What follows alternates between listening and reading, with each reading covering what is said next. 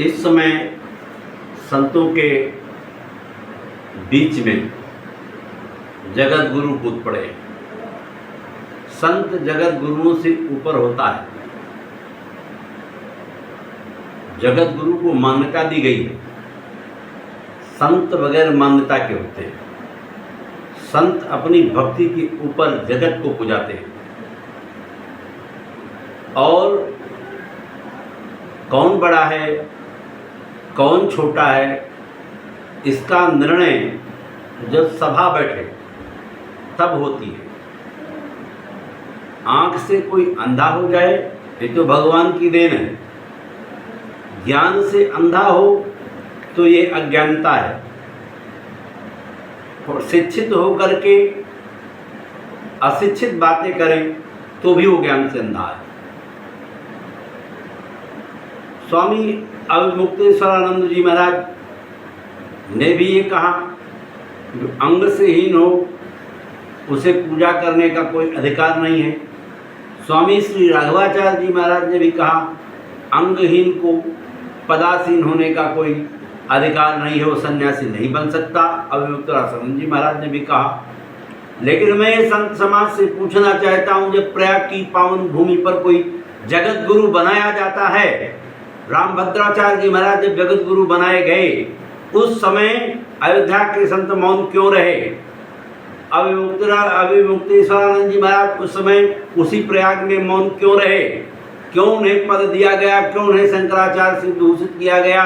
शंकराचार्य बनाया जाता तो भंडारा किया जाता है, सभी चारों जगह के लोग रहते हैं, और उसके बाद तब शंकराचार्य और जगत गुरु की पदवी दी जाती है। प्रेमानंद जी महाराज महान संत हैं, इसमें कोई संदेह नहीं है। कोई माने अथवा न माने, भले ही वो कक्षा 9 पास हुए थे। कबीर एमए पीएचडी नहीं किए थे। स्वामी हरिदास जी महाराज, बाबा हरिदास धाम बबुरिया के वो स्वामी जी पीएचडी नहीं किए थे, लेकिन रामचरितमानस की अवधी भाषा में उन्होंने रामचरितमानस का अर्थ किया है। वो कक्षा 2 तक पढ़े हुए थे। तो ये कैसे संभव था कि उन्होंने अवधी भाषा में रामचरितमानस अपने हाथों से लिखा? ये नहीं कहा जा सकता कि हमारे सामने कोई एक शब्द नहीं बोल सकता। जगत गुरु हो जाने का मतलब ये नहीं है कि सब तुमसे नीचे हैं वो एक शब्द नहीं बोल सकते, बिल्कुल बोल सकते हैं। जिनको भगवान की वाणी मिली हुई, भगवान का दिया हुआ ज्ञान मिला हुआ है, वो जन्मजात संत होते हैं। ये जन्मजात संतों के बीच में किसी को ये नहीं कहना चाहिए कि तुम एक संत का नहीं बोल सकते। वो राधा के श्लोक रोज प्रतिदिन बोलते हैं, रोज भागवत की कथा प्रेमानंद जी महाराज कहते हैं, उनको बीच में बुलाओ। और रामभद्राचार्य जी महाराज से निवेदन है कि आप वहाँ पर जाएं और जाकर के इस विवाद को संतों के बीच में बैठ कर के हल करें। केवल अपने अपने आश्रम से अपने अपने को बड़ा दिखाने का प्रयास मत करें। आप दोनों लोग महान विभूति हैं। ऐसा करने से समाज के अंदर होता है कि संत एक नहीं है, तो एक होने के लिए एकजुट होकर के तभी हम सब हिंदू राष्ट्र को एक हिंदू राष्ट्र बना पाएंगे, अन्यथा यहाँ के लोग बिखर जाएंगे। आज की समाज में जितनी छोटी जनता है वो गंगा स्नान करने जाती है, जो नहीं कहा जा सकता कि ठाकुर ही हिंदू हैं, ब्राह्मण ही हिंदू हैं, बनिया ही हिंदू हैं। इनसे अधिक मात्रा में शूद्रगण गंगा स्नान कर रहे हैं। तो क्या वो भगवान की भक्ति नहीं कर सकते?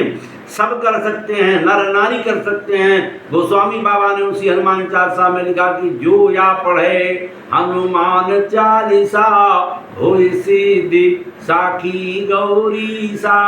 जो का मतलब है चाहे स्त्री हो, चाहे पुरुष हो, चाहे बूढ़ा हो, चाहे जवान हो, चाहे गड़िया हो, चाहे पासी हो, चाहे चमार हो, चाहे भंगी हो, जो भी हो, वो नर नारी सब जहाँ हो, जैसे हो, जिस स्थिति में बैठे हो वहीं पर बैठ करके तुम ये भगवान की स्तुति कर सकते हो।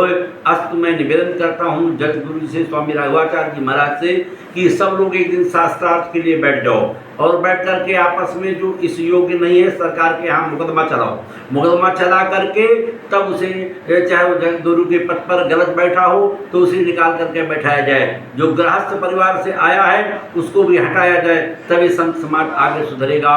इन्हीं के साथ सभी संतों के चरणों में निवेदन करते हुए वाणी को विराम देता हूँ। देश का अहित संतों के द्वारा होता है और देश का हित जो है संतों के द्वारा भी होता है। संत चाहें तो ये देश स्वर्ग बन सकता है, और संत जब व्यापारी बन जाएंगे, 2.5 लाख 5 लाख 10 लाख लेकर के कथा कहेंगे, तो उनका मठ बन सकता है, मंदिर बन सकता है, वो सुधर सकते हैं, अपने परिवार को 2-2 लग्जरी गाड़ी लेकर के दे रहे हैं, भाई भतीजों को रख रहे हैं। इन्हें हम संत नहीं मानते, और मैं जनता से अपील करता हूँ कि कोई नहीं संत माने।